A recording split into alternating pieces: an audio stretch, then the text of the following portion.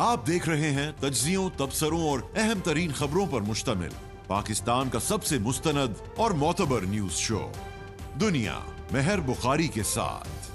अस्सलाम वालेकुम, good evening. मैं हूं मेहर बुखारी। गुज़िश्ता रोज़ इस्लामी ममालिक के वज़राए ख़ारजा की इस्तंबुल में मुलाकात के बाद मुस्लिम ममालिक की जानिब से गजा से काबिज़ इजराइल अफ़वाज के फौरी इनखला के मुतालबे के बाद आज ये खबर सामने आई है कि अमरीका ने गजा में बैनुल-अक़वामी सिक्योरिटी फोर्स के क़याम की मंजूरी अक़वाम मुत्तहिदा से तलब कर ली है और इस फोर्स का मैंडेट कम अज़ कम 2 साल के लिए होगा।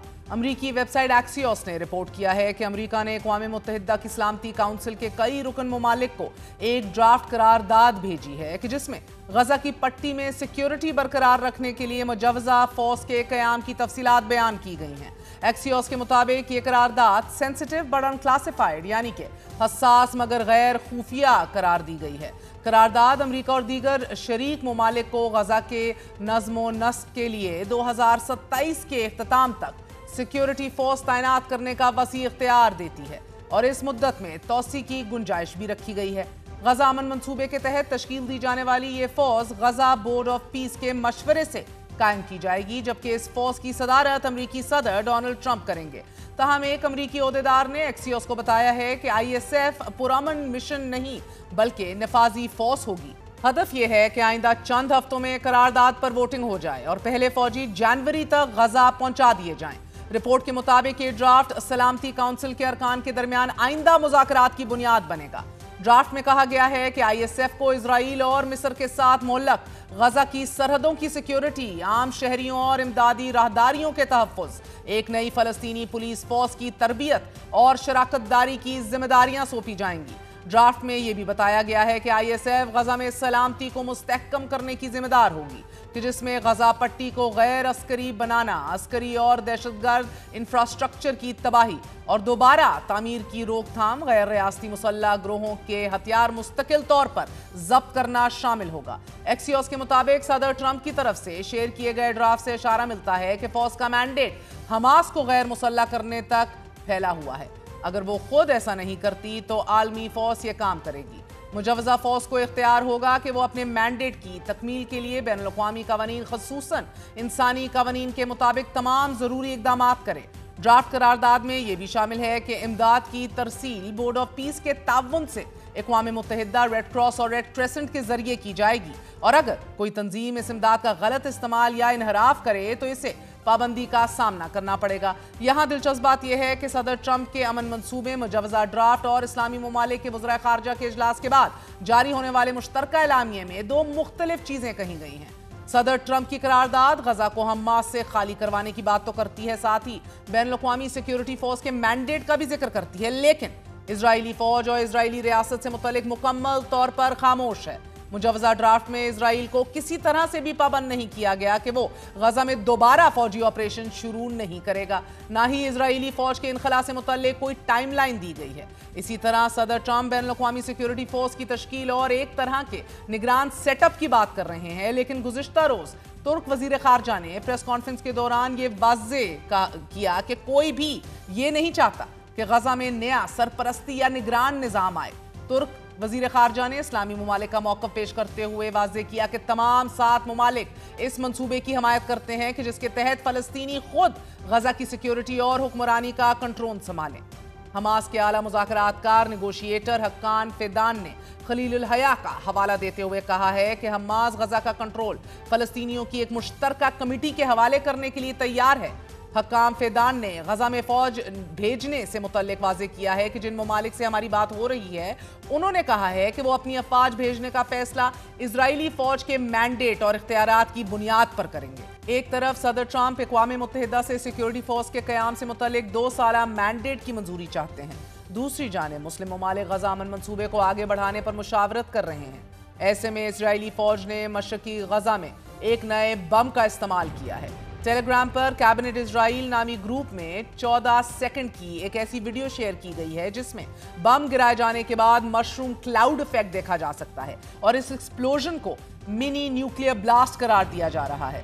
अल जजीरा ने गजा में गिराए जाने वाले ऐसे बमों से मुतल्लिक एक खसूसी रिपोर्ट जारी की है कि जो एक्सप्लोड नहीं होते थे मगर अब गजा के बासियों की वापसी के बाद वो एक्सप्लोड कर रहे हैं।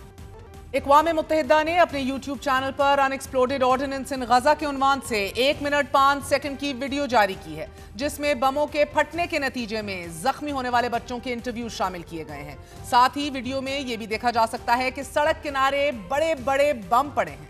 कोड्स न्यूज नेटवर्क ने गुफ्तगू करते हुए गजा वजारत सेहत के डायरेक्टर डॉक्टर मुनीब अल बुर्श ने यह कहा है कि इजरायली फौज ने गजा पर कब्जे के दौरान बड़ी तादाद में माइन फील्ड्स बिछा दी हैं। ये लैंड माइन्स बच्चों के खिलौनों में छुपाई गई हैं और जब बच्चे इन खिलौनों को उठाने की कोशिश करते हैं तो ये फट जाती हैं। नेतन्याहू का इजराइल मुकम्मल तौर पर इंसानियत से आरी हो चुका है। नाज़रीन, 2 दिन कबल इजरायली फौज की मिलिट्री प्रोसिक्यूटर यफ्फात तोमर को पहले लापता किया गया और अब उनकी गिरफ्तारी जाहिर कर दी गई है। ये वही फौजी अफसर हैं जिन्होंने गुज़िश्ता साल इजरायली जेल में कैद फलस्तीनी कैदी के साथ बदसलूकी की वीडियो इजरायली चैनल को लीक की थी। इस वीडियो के बाद बैनुल-अक़वामी प्रेशर और दबाव के बाद उन फौजियों पर मुकदमा दायर किया गया और फरवरी में फर्दे जुर्म भी आयद कर दी गई। अब इन इजरायली फौजियों ने चेहरों पर मास्क चढ़ाकर प्रेस कॉन्फ्रेंस की है और अपने लिए इंसाफ का मुतालबा किया है। द आयरनी, किस कदर इजरायली मुआशरा गिर चुका है, इसकी ताज़ा तरीन मिसाल एक और भी है कि इजरायली वज़ीर आज़म नेतन्याहू ने फलस्तीनी कैदियों को सजाए मौत देने के बिल की हमायत कर दी है। नाज़रीन, इस बिल की मंजूरी के बाद इजरायली जेलों में कैद 10,000 से ज़ायद फलस्तीनियों के, जिनमें खवातीन और बच्चे भी शामिल हैं, उनकी जिंदगियां खतरे में पड़ गई हैं। इस वक्त गजा मुकम्मल तौर पर तबाह हो चुका है। कोई कई किलोमीटर तक एक सालिम इमारत भी नजर नहीं आती और ऐसे में अमरीकी सदर डोनाल्ड ट्रंप गजा से हमास के मुकम्मल इनखला से मुतल्लिक राय आमा हमवार कर रहे हैं, जबकि मिस्री वजारत खारजा के तर्जुमान गजा की तामीर नौ के लिए $70 अरब से जायद की जरूरत का ऐलान कर रहे हैं। अल जजीरा से गुफ्तगू करते हुए दोहा इंस्टीट्यूट फॉर ग्रेजुएट स्टडीज के प्रोफेसर मोहम्मद अल मसरे ने फेज 2 से मुतल्लिक अहम तरीन सवाल उठाए हैं और कहा है कि अगला मरहला बहुत ज्यादा पेचीदा होगा। सदर ट्रंप ने जो करारदाद मुख्तलिफ ममालिक को भेजी है, उसने मजीद बहुत सी पेचीदगियां पैदा कर दी हैं। सदर ट्रंप के गजा अमन मंसूबे से मुतल्लिक पेचीदगियों की पेशनगोई की जा रही है। साथ ही ट्रंप पुरुमीद हैं कि हमास के गैर मुसल्लह होने के बाद गजा में अमन आ जाएगा, मगर साथ ही सदर ट्रंप ने यह दावा भी कर दिया है कि सऊदी अरब इब्राहिमी मुआहिदे में शामिल होगा। अमरीकी टीवी प्रोग्राम 60 मिनट्स में जब सदर ट्रंप से सवाल किया गया कि क्या सऊदी अरब फलस्तीनी रियासत के क़याम के बगैर इब्राहिमी मुआहिदे में शामिल होगा, तो अमरीकी सदर का यह कहना था कि मुझे लगता है कि सऊदी अरब इब्राहिमी मुआहिदे में शामिल हो जाएगा, मगर 2 रियासती हल का मुस्तकबिल गैर यकीनी है क्योंकि ये इजराइल और मुझ पर मुनहसिर है। दूसरी जानिब व्हाइट हाउस हुकाम ने तस्दीक की है कि सऊदी वली अहद मोहम्मद बिन सलमान 18 नवंबर को वाशिंगटन का दौरा करेंगे, जहां उनकी सदर ट्रंप से मुलाकात भी तय है। 2 हफ्ते कबल फाइनेंशियल टाइम्स ने अपनी रिपोर्ट में यह दावा किया था कि सऊदी अरब और अमेरिका के दरमियान अमेरिका और कतर के माबैन होने वाले दिफाई मुआहिदे से मिलते जुलते मुआहिदे से मुतल्लिक बातचीत जारी है। सऊदी वली अहद शहजादा मोहम्मद बिन सलमान के दौरा अमेरिका के दौरान दिफाई मुआहिदे पर दस्तखत हो सकते हैं। फाइनेंशियल टाइम्स ने खबर में लिखा कि सऊदी अरब फलस्तीनी रियासत के क़याम के बाद ही इजराइल के साथ ताल्लुकात मामूल पर लाएगा। फाइनेंशियल टाइम्स ने गुज़िश्ता माह पाकिस्तान और सऊदी अरब के दरमियान होने वाले स्ट्रेटेजिक म्यूचुअल डिफेंस एग्रीमेंट को अमेरिका और इजराइल के लिए पैगाम करार देते हुए लिखा कि सऊदी अरब ने जोहरी ताकत के हामिल पाकिस्तान के साथ मुआहिदा करके पैगाम दिया है कि सऊदी अरब अपने दिफा को यकीनी बनाने के लिए सिक्योरिटी इत्तेहाद को डाइवर्सिफाई कर रहा है। न्यूयॉर्क टाइम्स ने सऊदी वली अहद शहजादा मोहम्मद बिन सलमान के दौरा अमेरिका को एम्बिशियस करार देते हुए लिखा है कि 7 साल बाद अमेरिका का दौरा करने वाले सऊदी वली अहद के अमेरिका दौरे के दौरान दिफाई मुआहिदे और न्यूक्लियर डील से मुतल्लिक गुफ्तगू तो करेंगे, मगर सदर ट्रंप की यह ख्वाहिश कि सऊदी अरब इजराइल को तस्लीम कर ले अभी सऊदी वली अहद के एजेंडे में शामिल नहीं है। सऊदी वली अहद चाहते हैं कि अमेरिका अपने जदीद तरीन स्टेल्थ F-35 जंगी तैयारे सऊदी अरब को फराहम करे। न्यूयॉर्क टाइम्स से गुफ्तगू करते हुए सऊदी क़यादत से करीब समझे जाने वाले तज्जियाकार अली अल शहाबी का यह मानना है कि साल के आखिर तक इजराइल को तस्लीम करना नामुमकिन दिखाई दे रहा है, हत्ता कि कोई मौजज़ा ना हो जाए।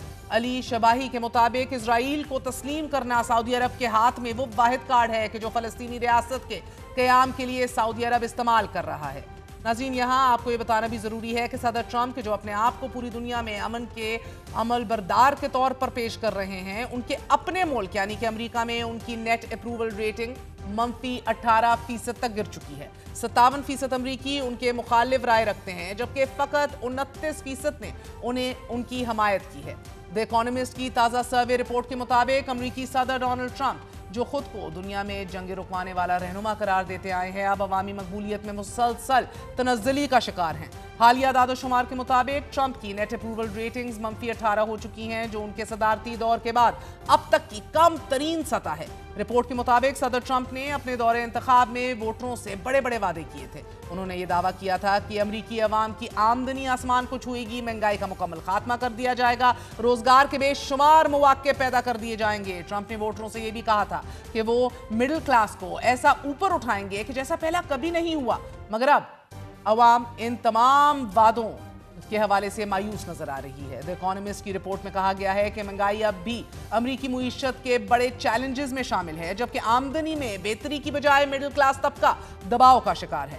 سیاسی ماہرین کا یہ بھی کہنا ہے کہ اگر یہ رجحان برقرار رہا تو اگلے انتخابات میں ڈونلڈ ٹرمپ کو ریپبلکن صفوں کے اندر بھی مزاحمت کا سامنا کرنا پڑ سکتا ہے۔ بات کریں گے غزہ اور ISF کے مستقبل کے حوالے سے۔ What exactly are the locals expecting over there؟ اور کیا صورتحال ہے؟ ہمارے ساتھ سینئر صحافی جلال الفرا موجود ہیں۔ جلال الفرا صاحب، بہت بہت شکریہ ساتھ دینے کا۔ سر فرمائی دیجیے گا، اب آفیشلی ایک بین الاقوامی فورس کے لیے اجازت لی جا رہی ہے، اس کے حدود کے تعین کی اب بات ہوگی، اب اہم ترین گفت و شنید ہوگی with regards to کہ سکوپ کیا ہے، اختیارات کیا ہیں، ایجنڈا کیا ہے۔ What are your reservations right now and what should we be worried about؟ Because essentially ہم دیکھ رہے ہیں کہ صدر ڈونلڈ ٹرمپ کا پلان کچھ اور ہے، مسودہ جو ڈرافٹ سامنے آیا ہے وہ کچھ اور کہہ رہا ہے، جو وزرائے خارجہ کی ملاقات ہوئی ہے ادھر کا جو اعلامیہ ہے وہ کچھ اور اسپائر کر رہا ہے۔ جی بہت شکریہ۔ سب سے پہلے بات تو یہ ہے، کافی دن سے امریکہ کی طرف سے یہی بیان آ رہا ہے کہ جی کچھ مسلمان ممالک اور عربوں کے فورسز ہوں گے جو غزہ کو بھیج دیا جائے گا پیس کیپنگ کے لیے، یعنی امن کو قائم رکھنے کے لیے۔ لیکن اب آہستہ آہستہ جو باتیں آ رہی ہے وہ کچھ اور ہے۔ ابھی جو آج کے تازہ ترین خبر یہ ہے، اول تو 16 ممالک کی بات ہو رہی ہے، ایکسس جو نیوز کے مطابق اس 16 ممالک کے فورسز ہوں گے، پلس 20 آرگنائزیشنز، اس کا ذکر بھی نہیں ہوا تو کون سا آرگنائزیشنز ہیں جن کے فورسز بھی ہے شامل ہوں گے اس میں۔ اچھا، اب یہ ڈونلڈ ٹرمپ صاحب کا پرپس کیا ہے، اصل مقصد کیا ہے؟ دو باتوں میں سے ایک بات، ایک تو یا پھر وہ واقعی میں وہاں پر امن قائم رکھنے کے لیے، یہ میں نہیں سمجھتا کہ درست ہے، یہ ممکن ہے، یا پھر حماس کو ڈس آرم کرنے کے لیے، اور جو اسرائیل نے 2 سال میں کر نہیں سکا اسی فورسز سے کروایا جائے۔ ٹرمپ نے شروع سے کھول کے بتایا ہی نہیں ہے کہ میں کس پرپس کے لیے اس فورسز کو وہاں پر بھیج رہا۔ اس میں کوئی شک نہیں ہے کہ اس وقت میری عوام، غزہ کے عوام، ابھی میں جب آپ سے بات کر رہا ہوں اس وقت ابھی بھی جنگ جاری ہے، ابھی میرے محلہ کے اندر ہے خان یونس میں، تو خان یونس کا غزہ کے بیچ میں ایک خان یونس شہر آتا، آپ نے نام سنا ہے جہاں سے آپ آئے ہیں؟ ہاں، میرا گھر تو ادھر ہی ہے، ابھی بھی بمباری ہو رہی ہے، ابھی بھی باقاعدہ زمینی حملے ہو رہے ہیں۔ اس میں کوئی شک نہیں ہے کہ غزہ کے عوام کو پروٹیکشن کی ضرورت ہے، but we want rate protection ہے، یہ تو نہیں، یہ تو ایک نیا جال ہے میری نظر میں۔ دیکھیں بورڈ آف پیس کی صدارت بھی ڈونلڈ ٹرمپ صاحب کر رہے ہیں، جنہوں نے تعین کرنا ہے ان ساری، وہی ہے نا، انہوں نے تو اپنا ذاتی پرسنل سیکورٹی کونسل بنائی ہے ڈونلڈ ٹرمپ ہے۔ تو بھائی یہ بتائیے، اگر آپ پیس کیپنگ فورسز بھیج رہے ہیں تو آپ اقوام متحدہ کی تھرو سے کیوں نہیں بھیج رہے؟ آپ اپنا خود جو ذاتی آپ کا جو سیکورٹی کونسل آپ نے بنائی ہے اس کے تھرو سے آپ بھیج رہے ہیں۔ ایک تو پہلے بات تو یہ ہے، دوسری بات ان کو مینڈیٹ کیا دیا جا رہا ہے، اس کے اوپر تو اب گفت و شنید ہوگی نا سر۔ ایک تو ڈرافٹ ہے جو مسودہ پاس کیا گیا ہے، اور ایک اب گفت و شنید ہو کے اس کے آئی تھنک خد و خال جو ہیں ان کا تعین کیا جائے گا۔ اینڈ آئی ڈو انڈرسٹینڈ کہ یہ بہت فائن لائن ہے، it can get very sensitive. دیکھیں اگر یہ ISF اور IDF آمنے سامنے آ گئے، کوئی ایسی فائرنگ ہو گئی، کوئی ایسا متنازع ایونٹ ہو گیا جس کے اندر there can be a lot of بہت سے گرے ایریاز ہیں اس کے اندر، it is not just black and white۔ کیا ادھر کے مقامی لوگوں کو بھی اس حوالے سے ریزرویشنز ہیں؟ بہت ریزرویشنز ہیں۔ اول ایک چیز بتائیے، 16 جو ممالک ہیں ان میں سے کوئی یورپ ہے؟ نہیں ہے، ٹوٹل مسلمان اور عرب ہیں۔ یورپ کیوں نہیں ہے؟ یورپ کی کوئی بھی یورپ ملک کا ذکر نہیں ہو رہا کہ اس یورپ ملک کا فورسز بھی جا رہا ہے، کیونکہ اسرائیل جو بھی فورسز وہاں پر ہوں گے میں بھی کوئی تصادم بھی ہو سکتا ہے اسرائیلی فورسز کے ساتھ، میں بھی کیا وہ اسرائیل یورپ کسی یورپ ملک سے پنگا لے گی؟ نہیں لے گی۔ لیکن ہمارے جو مسلمان کے ممالک اور عرب ممالک ہیں وہ قابو ہو جائیں گے، جو وہاں کے مزاحمتی تنظیمیں جتنی بھی ہیں انہوں نے کہا کہ اگر یہی ٹارگٹ، یہی ٹاسک ہے، یہی مینڈیٹ دیا جا رہا ہے ان کو، تو ہم ان کو بطور قابض ٹریٹ کریں گے، یعنی ان کو مزاحمت کریں گے ان سے. جن کی آپ ریزرویشنز کا ذکر کر رہے ہیں ان کی نمائندگی کون کر سکتا ہے ابھی؟ اس وقت دیکھیے کوئی نہیں ہے. محمود عباس صاحب کو آئسولیٹ کیا ہوا. محمود عباس جو ہمارا فلسطینی اتھارٹی کا صدر ہے، ان کو کسی چیز میں ان کا شراکت تو ہے ہی نہیں ہے. حتیٰ کہ ابھی شرم الشیخ میں مصر کے اندر جو کنفرنس ہوا وہ تو ایک ایسے ہی، لیکن کسی نیگوشیشنز یا کسی مذاکرات میں وہ تو شریک تھا ہی نہیں ہے.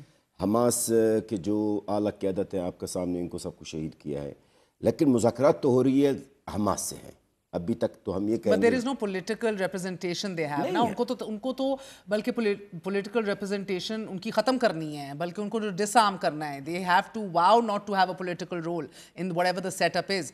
اب سر یہ ہے کہ مسلم امہ، جو مسلم ممالک جو ابھی متحرک ہیں، وہ یہ ضرور پریس آن کر رہے ہیں کہ یہ خود ارادیت اور خود فیصلہ فلسطین کرے کہ یہ جو بھی میک شفٹ گورنمنٹ آئے گی وہ ریپرزینٹیٹیو ہو مقامی لوگوں کی. That they are on board. So this is a good thing. مگر اس کے لیے اب اس کا سکوپ کتنا ہے اس کو ایکسیپٹ، بیکاز دوسری طرف سے یہ باتیں نہیں آ رہی نا، دوسری طرف سے تو یہ ریزونیٹ نہیں کر رہا کہ ایسا ہوگا. ہونا بھی یہی چاہیے.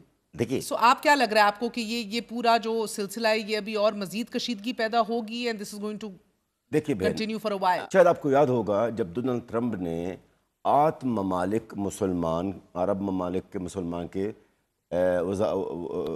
سربراہان سے انہوں نے ملاقات کی ہے. کب ہے؟ امن کے معاہدے سے پہلے کی بات ہے. اچھا یہ بتائیے 8 ممالک، ان میں سے کوئی فلسطینی تھا؟ 8 ممالک، فلسطین کدھر ہے؟ فلسطین کوئی فلسطینی نہیں. اسی طرح جو ان کا جو پلان ہے اس کے اندر حماس کی ڈی ویپنائزیشن کا تو ذکر ہے، مگر اسرائیل کے دوبارہ حملہ نہ کرنے کا ذکر نہیں ہے. کوئی گارنٹی نہیں ہے that Israel will not be attacking again, یا ان کا مکمل انخلا کون سی ڈیٹ کے اوپر یقینی بنا دیا جائے گا. سو دیر از اے لاٹ آف، آپ دیکھ رہے ہیں کہ وہ ٹلٹ ہے، پوری دنیا دیکھ رہی ہے. We are all aware of that sir. مگر دا ریزولوشن جو ٹرمپ نے پریزنٹ کی ہے، ڈو یو تھنک کہ اس سے آسانیاں آئیں گی یا مزید معاملات کمپلیکیٹ ہوں گے؟ مشکل ہے، کمپلیکیٹڈ ہوں گی، کیونکہ دیکھیں آپ ریزولوشنز وہ بتا رہا جو 20 نکات کا جو برمشتمل جو معاہدہ ہے انہوں نے جو پیش کیا ہے محترم ڈونلڈ ٹرمپ صاحب ہے، اس میں صرف ایک پوائنٹ پر ابھی اتفاق ہوا ہے. اس میں بھی اتفاق بھی نہیں ہوا، جو قیدیوں کا تبادلہ، اس میں بھی آپ دیکھ لیں جنگ بندی کی خلاف ورزی بھی ہوئی ہے. ابھی بھی ہو رہی ہے. جب دیکھیے جنگ بند کب ہوا ہے؟ جنگ بند نافذ العمل 11 اکتوبر. آج تک کے کتنی شہادتیں ہوئی ہے؟ 224. اور زخمی کتنا؟ 670. اور ابھی اس وقت غزہ میں ملٹری آپریشن ہو رہی ہے. ابھی بھی لوگ بھوکا پیاسے ہیں. ابھی بھی غزہ کے عوام کو 20% ان کی جتنی ضروریات ہے اس میں سے، ابھی میں بتا رہا ہوں آپ کو نیشنل انفارمیشن ڈپارٹمنٹ کی بیان ابھی جو کچھ دیر پہلے کہ غزہ کے عوام کو جو ضروریات ہے اس میں سے ابھی تک 20% بھی نہیں آیا، یعنی 20% بھی داخل نہیں ہوا. سعودی عربیہ نے تو یہ واضح طور پہ کہا ہے کہ فلسطینی ریاست اسٹیٹ ہوڈ کے بغیر اسرائیل کو بھی کبھی تسلیم نہیں کیا جائے گا، and there is no way out. So do you think کہ یہ جو موقف لیا ہوا ہے اور پش کیا جا رہا ہے، do you not see any good coming out of that? میرے بہن ویسے چینلز والے کہتے ہیں، مجھے کہتے ہیں کہ آپ کا زبان اتنا لمبا ہے اور کبھی کسی ہاں یہ نشر کرنا ضرور. دیکھیں سعودی عرب کا موقف شروع سے ایک ہی ہے، اس میں کوئی شک و شبہ نہیں ہے کہ وی ول ناٹ، حتیٰ کہ جو ابراہم اکارڈ کی بات normalization of relations with Israel without, ہاں انہوں نے، ان کا تو بیان میں کوئی تبدیلی نہیں ہے، یہ اس میں کوئی شک نہیں ہے ایسا کہ، اور ان کا موقف میں ابھی تک کوئی تبدیلی نہیں ہے کہ جب تک فلسطینی خود مختار ریاست نہ ہو تو ہم اسرائیل کے ساتھ کسی بھی قسم کا کوئی تعلقات قائم نہیں کریں گے. بالکل. فلسطینی ریاست آج آپ کو قریب دکھ رہی ہے، دور دکھ رہی ہے؟ دور دکھ رہی ہے. غزہ ریبلڈ ہونے میں تو میں سمجھتا ہوں، اب آپ مجھے بتائیے 20 نکات کے اندر، اول تو یہ 20 نکات تھے ہی نہیں ہے، یہ 21 نکات تھے. جب نتنیاہو اس ناجائز ریاست کا دہشت گرد وزیر اعظم، میری بچوں کا قاتل، جب یہ چلا گیا امریکہ تو یہ 21 نکات کو 20 کر دیا. ایک کون سا انہوں نے مائنس کر دیا جس میں فلسطین خود مختار ریاست کی ذکر ہو رہا ہے. ٹھیک ہے، اول تو اس پورا منصوبہ میں کہیں بھی فلسطین آزاد ریاست کا ذکر نہیں ہے. اس وقت موجودہ صورتحال غزہ کے اندر کی آپ اگر دیکھیں گے میری بہن، صرف غزہ کو صاف کرنے کے لیے، ملبہ ہٹانے کے لیے ایٹ لیسٹ کم سے کم 5 سے 6 سال چاہیے. And trillions of dollars, absolutely. اچھا، غزہ کو ری بیلڈ کرنے کے لیے اقوام متحدہ اور مختلف آرگنائزیشنز کے مختلف رپورٹ سے کوئی 40 ارب ڈالر کی باتیں کر رہے ہیں, کوئی کہتا ہے کہ نہیں جی 65 ارب ڈالر ہے, کیونکہ غزہ میں تو تقریباً غزہ 85% تباہ ہو چکا ہے, 85. ٹھیک ہے, تو یہ میرے آپ نے جو سوال کیا نا فلسطین, نہیں میں نہیں سمجھتا کہ فلسطین خود مختار ریاست کوئی قریب ہے, نہ 1 سال میں, نہ 2 سال میں, نہ 10 سال میں, اور بدقسمت اسے پیشگوئی جب بھی کرتا ہوں وہ درست ثابت ہو جاتا ہے. اللہ خیر کرے sir. Thank you so much Jalal الفرا فار یور ٹائم. سینئر صحافی ہیں, مقامی ہیں غزہ سے, خاندان ادھر موجود ہے, دل دکھی بہت ہے. آپ نے بیان سنا, ابھی بھی there is no semblance of normalcy اور peace anywhere close to Gaza at all. ابھی بھی جب ہم آپ سے مخاطب ہیں بمباری جاری ہے, لوگوں کو قتل کیا جا رہا ہے, بچوں کو یتیم کیا جا رہا ہے, لوگوں کو شہید کیا جا رہا ہے, and there is no peace in this peace plan and project that we're talking about, and also there's no ceasefire as we speak.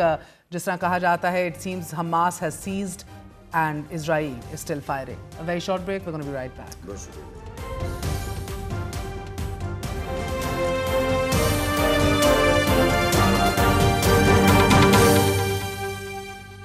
امریکہ کا سب سے اہم شہر نیو یارک آج اپنا نیا میئر منتخب کرنے جا رہا ہے. 34 سالہ ڈیموکریٹک امیدوار زوران ممدانی, آزاد امیدوار سابق گورنر اینڈرو کومو اور ریپبلکن امیدوار کرٹس سلیوا کے درمیان تاریخ کا بڑا مقابلہ ہے.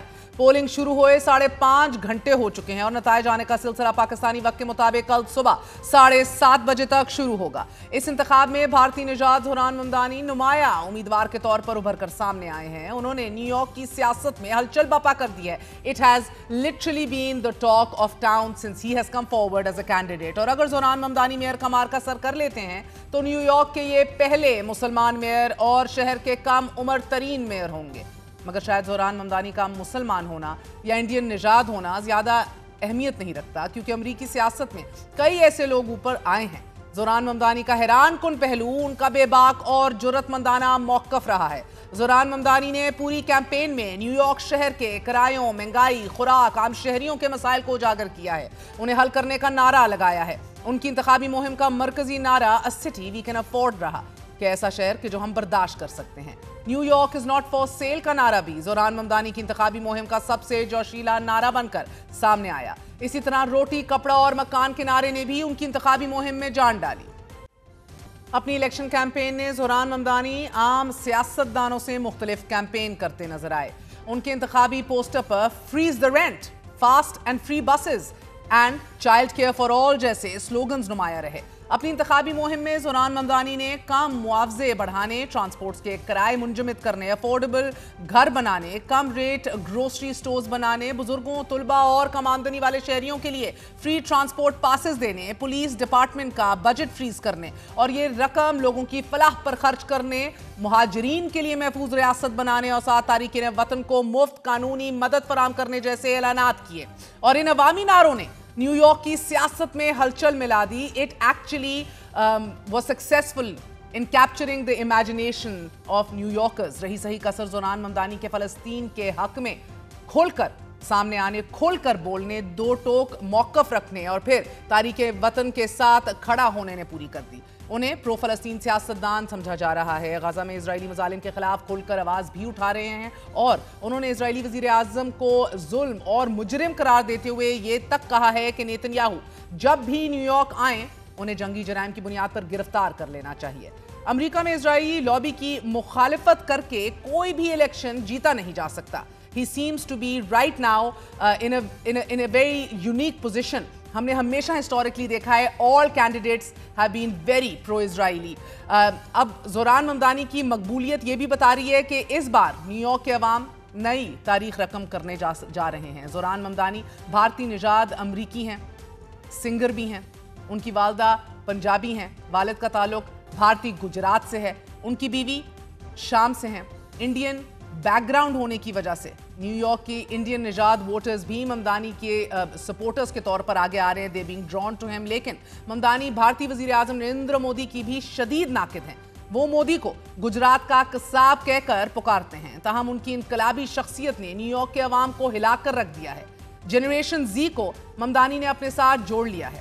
तमाम वर्किंग क्लास कम्युनिटीज़ के दिल में भी जगह बना ली है। वोटर ख्वाह मुहाजिर हों, ब्लैक हों, लतीनी हों, मकामी न्यूयॉर्क का सफ़ेद फार्म मजदूर हो, इन सब को ज़ोरान ममदानी ने अपनी तरफ मुतवज्जे कर लिया है। उनके इंतखाबी मंशूर में हर एक के लिए कुछ ना कुछ ज़रूर रखा गया है। ममदानी बुनियादी तौर पर सोशलिस्ट डेमोक्रेट हैं और बाएं बाजू के लोग उनकी असल कुव्वत हैं। ममदानी ने अपनी मजहबी शनाख्त को भी कभी छुपा कर नहीं रखा। शायद यही वजह है कि न्यूयॉर्क के कमज़ोर तबके में ज़ोरान ममदानी की मकबूलियत का ग्राफ बड़ी तेज़ी से ऊपर आया है। ममदानी को इस वक्त 43.8% की हमायत हासिल है और उनके मदे मुकाबिल एंड्रू कोमो को 31% की हमायत हासिल है। नौजवान वोटर कि जिनकी उम्र 18 से 34 साल के दरमियान है, उनमें ज़ोरान ममदानी बहुत मकबूल पाए जा रहे हैं। 60% नौजवान वोटर ममदानी को पसंद कर रहा है और आम तासुर भी यही है कि ज़ोरान ममदानी मेयर का इंतखाब जीतने में कामयाब हो जाएंगे। मगर न्यूयॉर्क टाइम्स की एक हालिया सर्वे के मुताबिक ज़ोरान ममदानी के मुखालिफ उम्मीदवार ममदानी की बर्तरी को तेज़ी से कम कर रहे हैं, लेकिन ममदानी को अभी भी अपने मुखालिफ उम्मीदवारों पे 6.6% की बर्तरी हासिल है। He is very much ahead in the polls. अब ममदानी के करीब तरीन हरीफ एंड्रू कोमो ये दावा कर रहे हैं कि ये कोई बड़ा फर्क नहीं है and he can very well cover this gap. Mayor का इंतखाबी मार्का हम ही जीतेंगे। He is still adamant. अब कांटे के इस मुकाबले में मगर ज़ोरान की सबसे बड़ी मुश्किल कम तजर्बा, लैक ऑफ एक्सपीरियंस या वोटर का टर्न आउट शुमार किया जा रहा है। नाकदीन का कहना है कि ज़ोरान ममदानी ने अपनी इंतखाबी मुहिम बहुत अच्छी चलाई है। It is been very effective. आम वोटर्स को अपनी जाने मुतवज्जे किया है, लोगों में उनकी भरपूर पजीराई है, लेकिन उनके इंतखाबी नारे ऐसे नहीं हैं कि जो रियलिस्टिकली जिनको अमली जामा पहनाया जा सकता है या अमल का रूप धार सकें, और संजीदा वोटर उनके इन जोशीले नारों से शायद मुतासिर ना हो। इस खदशे का इजहार भी बदस्तूर मौजूद है कि अगर ममदानी के मद्दे मुकाबिल उम्मीदवार अपने वोटर्स को निकालने में कामयाब हो गए और ममदानी ऐसा करने में नाकाम हो गए तो रिजल्ट बहुत मुख्तलिफ हो सकता है। लेकिन दूसरी तरफ एंड्रू कोमो जैसी मुतनाज़ शख्सियत भी ममदानी की जीत में अहम किरदार अदा कर सकती है। एंड्रू कोमो पर बतौर गवर्नर संगीन इल्जामात आयद किए गए कि जिसकी वजह से उन्हें अवाम में इतनी पजीराई नहीं मिल रही। एंड्रू कोमो खवातीन के साथ जिनसी हरासानी के इल्जामात से भी दो चार रहे हैं। उनकी साख, उनकी क्रेडिबिलिटी पहले ही बहुत ख़राब है और सियासी हलकों में भी उनको सपोर्ट हासिल नहीं है। यही वजह है कि ममदानी के हरीफ एंड्रू कोमो डेमोक्रेट्स की बजाय आज़ाद हैसियत में इलेक्शन लड़ रहे हैं। उन पर कोरोना के दौरान बद इंतज़ामी पर कड़ी तनकीद की गई और फिर डेमोक्रेटिक पार्टी की क़यादत के साथ उनकी कशीदगी भी उनकी जीत में सबसे बड़ी रुकावट है। मेयर के इंतखाबी मुहिम में सोशल मीडिया सबसे बड़ा प्लेटफॉर्म बनकर सामने आया है। ज़ोरान ममदानी और एंड्रू कोमो दोनों ने सोशल मीडिया को वोट लेने के लिए खूब इस्तेमाल किया है। ज़ोरान ममदानी के हरीफ कोमो ने वोट की दरख्वास्त करते हुए ये इल्तिजा की है, रिक्वेस्ट की है कि वोट देने सब निकलें बाहर, तब्दीली लाई जाए। ममदानी ने भी एक वीडियो ग्राफिक पोस्ट करते हुए एक खिलता हुआ फूल दिखाया है और लोगों को आमादा करने की कोशिश की है कि बाहर आएँ और वोट दीजिए। सियासी माहिरीन का कहना है कि ममदानी की असल ताकत उनका सच बोलने का अंदाज है और वो वही कहते हैं कि जो वो समझते हैं। यही सच्चाई उन्हें आम अमरीकियों के दिलों के करीब लाई है। न्यूयॉर्क की गवर्नर कैथी होचुल जो उनकी सख्त तरीन क्रिटिक हैं, उन्होंने भी एक माह पहले ज़ोरान ममदानी की हमायत का ऐलान किया है और उनका यह कहना है कि ज़ोरान अपने मुखालिफिन के सामने पुरवकार अंदाज में बड़ी हिम्मत और सब्र के साथ खड़ा है। एटलांटा एक अमरीकी पोलिंग फर्म है नाजरीन कि जो सियासी सर्वेज और वोटर्स का ट्रेंड और इसके हवाले से एनालिसिस करती है और इसकी सीईओ का भी यही कहना है कि ममदानी की इंतहाई बाएं बाजू की पॉलिसीज़, इजराइल की मुखालिफत, पुलिस मुखालिफ बयानियाँ बड़े शहरों के वोटर्स को अपनी जानिब मुतवज्जे कर रहा है। ममदानी की शोहरत और मकबूलियत के बावजूद अमरीकी सदर डोनाल्ड ट्रंप उनके शदीद मुखालिफ हैं और इस मुखालिफत में डोनाल्ड ट्रंप ने उन्हें सोशलिस्ट नहीं कम्युनिस्ट करार देते हुए धमकी भी दी कि अगर ज़ोरान न्यूयॉर्क के मेयर मुंतखब हो गए तो न्यूयॉर्क को फंड्स नहीं दूंगा। डोनाल्ड ट्रंप की मुखालिफत के बावजूद मगर ज़ोरान ममदानी का पलड़ा भारी दिखाई दे रहा है। अमेरिका की मजमूई सियासत में ना सही मगर न्यूयॉर्क की हद तक ज़ोरान ममदानी ने एक इनकलाब बर्पा कर दिया है और इस इनकलाब ने उसी दिन दस्तक दे दी थी कि जिस दिन डेमोक्रेटिक पार्टी ने अपने उम्मीदवारों के चुनाव के लिए वोटिंग की और ज़ोरान ममदानी ने अपने मुखालिफ एंड्रू कोमो को शिकस्त देकर न्यूयॉर्क के मेयर के उम्मीदवार का इंतखाब जीत लिया। फिर इलेक्शन कैंपेन में अवामी वेलफेयर का एजेंडा लेकर कैपिटलिज्म के ताबूत में भी कील ठोंकी और अब मेयर के इंतखाब की जंग जारी है। न्यूयॉर्क में पोलिंग जारी है एज वी स्पीक। कल सुबह तुलू होने से पहले यह भी तय हो जाएगा कि न्यूयॉर्क का अगला मेयर ज़ोरान ममदानी होंगे या फिर नहीं। इसी हवाले से बात करेंगे। हमारे साथ अमेरिका में मौजूद सीनियर सहाफ़ी अनवर इकबाल साहब मौजूद हैं। इकबाल साहब, बहुत बहुत शुक्रिया साथ देने का। सर, न्यूयॉर्क शहर बहुत बड़ा है, अफरा तफरी, एक केओटिक लाइवलीनेस और एक पल्स है शहर की। इसकी मुईशत ज़्यादातर ममालिक से भी बड़ी है। अब यहाँ जो डिसीजंस होते हैं, जो फैसले होते हैं, they resonate all over the world. अब the big question of the hour is कि एक मेयर जो है वो कितना एम्पावर्ड होगा। बट बिफोर दैट बताइएगा कि how important is this election आपकी नज़र में? It's very important. आप ये देखें ना कि सदर ट्रंप और रिपब्लिकन इस्टेब्लिशमेंट की पूरी मुखालफत के बावजूद, बल्कि रिपब्लिकन क्या, इवन जो डेमोक्रेटिक पार्टी है उसकी जो इस्टेब्लिशमेंट है वो भी उनके साथ नहीं थी।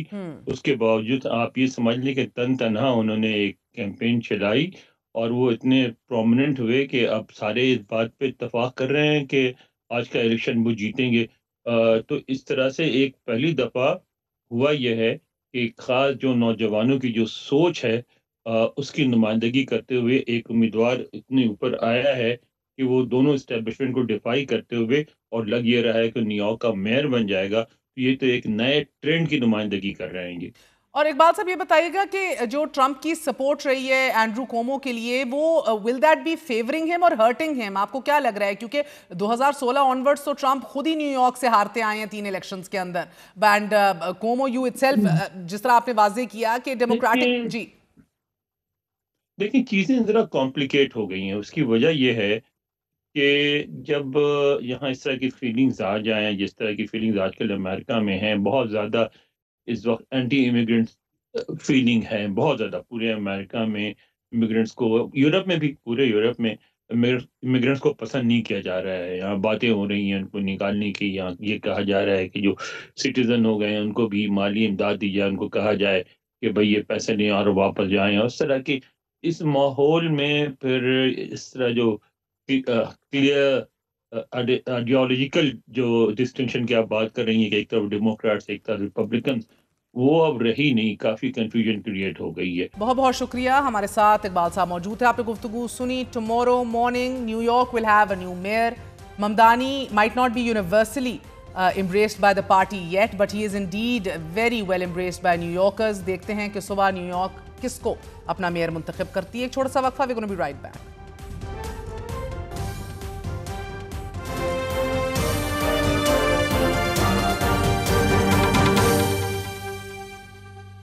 बिलाखिर 12 दिन बाद पुलिस हिरासत में कत्ल किए नौजवान इरफान बलोच के कत्ल का मुकदमा 6 पुलिस एहलकारों के खिलाफ दर्ज कर लिया गया है। वफाकी तहकीकाती इदारे FIA ने मुलजिम पुलिस एहलकारों के खिलाफ एंटी करप्शन सर्कल में torture and custodial death act के तहत मुकदमा दर्ज किया है। FIA की तफ्तीश में इरफान बलोच पर पुलिस एहलकारों का तशद्दुद भी साबित हो चुका है और गैर कानूनी गिरफ्तारी भी साबित हो गई है। FIA ज़राए का यह कहना है कि नौजवान की गैर कानूनी गिरफ्तारी से मुतल्लिक तहकीकात जारी हैं और मुकदमे में नामजद मुलजिम ASI आबिद शाह और पुलिस कांस्टेबल आसिफ ज़ेरे हिरासत हैं, जबकि दीगर 4 मुलजिम एहलकार ताहाल मफरूर हैं। उनकी तलाश भी जारी है। 25 अक्टूबर को नाजरीन पुलिस ने इरफान बलोच पर तशद्दुद में मुलव्विस 2 पुलिस एहलकारों को गिरफ्तार किया था। 22 अक्टूबर को नौजवान इरफान बलोच की हलाकत उस वक्त हुई कि जब नौजवान इरफान अपने कजन्स के साथ नाश्ते के लिए गया। वहां उन नौजवानों ने आयशा मंजिल की तस्वीर और वीडियोस बनाना शुरू कर दी। स्पेशल इन्वेस्टिगेशन के एहलकारों ने 4 नौजवानों को हसास मकामात की तस्वीर बनाने पर हिरासत में ले लिया। पुलिस ने इरफान के 3 साथियों को तफ्तीश और मेडिकल के बाद रिहा कर दिया, मगर इरफान को स्पेशल इन्वेस्टिगेशन यूनिट में ही कैद कर लिया गया। दौरान तफ्तीश पुलिस एहलकारों ने नौजवान इरफान पर बेईमाना तशद्दुद किया। इरफान के चाचा का यह दावा है कि तफ्तीश के दौरान पुलिस एहलकार ने इरफान के सीने पर एस्ट्रे इतने जोर से मारी कि वो ज़मीन पर जा गिरा और उसके बाद उसे शदीद तशद्दुद का निशाना बनाया गया। इरफान की हालत ख़राब होने पर पुलिस ने उसे जिना हस्पताल मुंतकिल कर दिया, मगर ये नौजवान हस्पताल पहुंचने से पहले ही जाँ बहक हो गया। पुलिस की डेथ सर्टिफिकेट रिपोर्ट के मुताबिक मकतूल की कमर, पुश्त, गर्दन, दाएं रान पर सुर्ख निशानात और दाएं टखने के पास जख्म का निशान था। عرفان بلوچ کی لاش کو سرد خانے منتقل کرنے کے بعد پولیس نے لواحقین کو اطلاع دی کہ عرفان بلوچ کو ہارٹ اٹیک ہو چکا ہے اور اس کی لاش جناح ہسپتال میں ہے، آ کر لے جائیے۔ لواحقین نے لاش وصول کی تو اس کا جسم تشدد سے چور تھا۔ عرفان بلوچ کے چہرے، سر، کمر، نازک اعضاء پر تشدد کے نشانات واضح تھے۔ لواحقین نے پولیس تشدد کے خلاف ایف آئی آر درج کرنے کا مطالبہ کرتے ہوئے سوراب گوٹ پر دھرنا دے دیا۔ پولیس نے مظاہرین کو منتشر کرنے کے لیے لاٹھی چارج کرنا شروع کر دیا، جس سے حالات سنگین ہو گئے اور لواحقین اور پولیس میں جھڑپیں شروع ہو گئیں۔ ناظرین، عرفان بلوچ کے لواحقین مبینہ پولیس تشدد کے خلاف ایف آئی آر درج کروانا چاہ رہے تھے، لیکن پولیس قتل ایک خطا کا مقدمہ درج کروانا چاہتی تھی۔ پولیس نے سرکار کی مدعیت میں دفعہ 319 مطلب غیر ارادی قتل کی دفعات کے تحت مقدمہ درج کر لیا اور پھر لواحقین کی مدعیت میں مقدمہ درج نہ ہو سکا۔ فاسٹ فارورڈ، بعد ازاں لواحقین کے ایف آئی آر درج کے اصرار پر انہیں یہ کہا جاتا رہا کہ ایک ہی جرم کے لیے دوسری ایف آئی آر درج نہیں کی جا سکتی۔ پولیس نے یہ موقف بھی اپنایا کہ لاش پر نشانات تشدد کے نہیں ہیں بلکہ موت واقع ہونے کے بعد یہ نشانات پڑے ہیں۔ ابتدائی 2 دنوں میں لاش کا پوسٹ مارٹم بھی نہیں کروانے دیا گیا اور تیسرے دن مجسٹریٹ کی نگرانی میں پوسٹ مارٹم ہوا تو ابتدائی پوسٹ مارٹم رپورٹ میں تشدد ثابت ہو گیا، مگر اس رپورٹ میں بھی موت کی وجہ کو ظاہر نہیں کیا گیا۔ بھاولپور کے علاقے اوچھ شریف کے ایک غریب گھرانے کا چشم و چراغ پولیس کے بہیمانہ تشدد کا نشانہ بن کر ابدی نیند سلا دیا گیا۔ یہ 4 بہن بھائیوں میں سب سے بڑا تھا۔ اس کے والد محمد رمضان معمولی زمیندار ہیں اور عرفان خود ٹیلرنگ کا کام کر کے اپنے والد کا ہاتھ بٹایا کرتا تھا۔ یوٹیوب پر چھوٹی موٹی ویڈیوز بھی اپلوڈ کرتا تھا، مگر حالیہ سیلاب سے عرفان کا خاندان اور گھر بری طرح متاثر ہوا، جس کی وجہ سے اس نے اوچھ شریف کے پسماندہ علاقے سے کراچی جیسے روشنیوں کے شہر میں روزگار تلاش کرنے کے لیے ایک ضد پکڑ لی، لیکن تیسرے ہی دن کراچی کی روشنیوں نے اسے قبر کے اندھیروں تک اتار دیا۔ پولیس نے سرکار کی مدعیت میں قتل خطا کے الزام میں مقدمہ درج کر لیا اور صوبائی وزیر داخلہ ضیاء الحسن لنجار نے واقعے کی جوڈیشل انکوائری کے احکامات جاری کیے۔ ناظرین، پوسٹ مارٹم رپورٹ میں تشدد سامنے آنے پر 3 پولیس افسران سمیت 7 اہلکاروں کو معطل کر دیا گیا۔ ڈی آئی جی جنوبی سید اسد رضا نے لواحقین سے یہ وعدہ بھی کیا کہ اگر ضرورت پڑی تو ہم کیس کو دفعہ 302 میں تبدیل کریں گے اور پھر ملوث مزید اہلکاروں کو بھی گرفتار کریں گے، مگر آج 12 دن بعد دیگر نامزد پولیس اہلکاروں کی گرفتاری ممکن نہ ہو سکی۔ بیرونی one know way they are. اور آج عرفان قتل کیس میں یہ اہم پیش رفت بھی سامنے آئی کہ ایف آئی اے نے 6 پولیس اہلکاروں کے خلاف قتل کا مقدمہ درج کر لیا ہے۔ اللہ کرے نوجوان عرفان کے بے ایمانہ قتل کے اس مقدمے میں انصاف کے تمام تقاضے پورے ہوں اور عرفان کے بوڑھے باپ کا اس نظام پر اعتماد بحال ہو سکے، which is very very quickly eroding for all other people، جس میں زندگیوں کے محافظ ہی خود قاتل بن جاتے ہیں اور پھر ماورائے عدالت قوم کے بیٹوں کو ابدی نیند سلا دی جاتی ہے۔ یہ صرف سندھ پولیس کا ہی معاملہ نہیں ہے بلکہ پنجاب پولیس بھی اتنی بااختیار ہو گئی ہے کہ جب جہاں چاہے جس کو اٹھا لے، جس کو بھی ماورائے عدالت قتل کر دے۔ ناظرین، چند دن پہلے ہی ایم پی اے الیاس چنیوٹی نے پنجاب اسمبلی میں چنیوٹ کے ایک نوجوان عاقب کی پولیس حراست میں ہلاکت پر سوال اٹھایا تھا کہ پولیس کو یہ اختیار کس نے دیا ہے کہ وہ لوگوں کو قتل کرے۔ ایک عورت ہے، اس نے کوئی درخواست دی کہ فلانے لڑکے نے میرے گھر کے دروازے پر پتھر مارا ہے، وہ 3 لڑکوں کو پکڑ لیا، 2 کو چھوڑ دیا، ایک پر اتنا تشدد کیا کہ مار مار کے پھینک دیا، اس کے گردے فیل ہو گئے۔ 8ویں 9ویں دن جو ہے آج وہ الائڈ ہسپتال میں عاقب نامی لڑکا جو ہے وہ فوت ہو گیا ہے، قتل ہو گیا ہے، 2-3 گھنٹے روڈ بلا کر رہا ہے۔ تو میرا سوال یہ ہے کہ یہ ایف آئی آر کس کے اوپر ہوئی ہے اور کوئی ملزم جو ہیں وہ پکڑے گئے ہیں یا نہیں پکڑے گئے؟ یہ بے تحاشا جو اختیارات ہیں کہ وہ کسی کے سامنے جواب نہ دے سکیں۔ 20 سالہ عاقب کے پولیس کے ہاتھوں قتل کے بعد مقدمہ درج نہ ہونے اور پوسٹ مارٹم نہ ہونے پر لواحقین نے لاش سڑک پر رکھ کر احتجاج کیا۔ عاقب کے والد نے اپنے بیٹی کی لاش کے پوسٹ مارٹم کے لیے قبر کشائی کی درخواست دی تو اس کو دھمکیاں ملنا شروع ہو گئی۔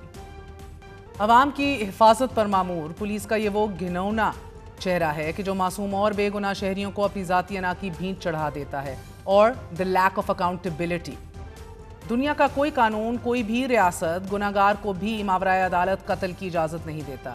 But it seems this is the new normal once again۔ بدقسمتی سے پاکستان میں جس سے دشمنی نبھانی ہو یا اس کو उसको कट टू साइज करना हो, इनकाउंटर में उसे हैंडल कर लिया जाता है या फिर पुलिस तशद्दुद से उसकी जान ले ली जाती है और कातिल पुलिस एहलकारों का कोई कुछ भी बिगाड़ नहीं पाता, क्योंकि इस निज़ाम की काली भेड़ें अपने ही साथियों की जान बचाने के लिए FIR में ऐसी कमज़ोर दिफात शामिल कर देते हैं कि मकतूल के लवाहिकीन इंसाफ के लिए तड़पते ही रहते हैं और कातिल बरी हो जाते हैं।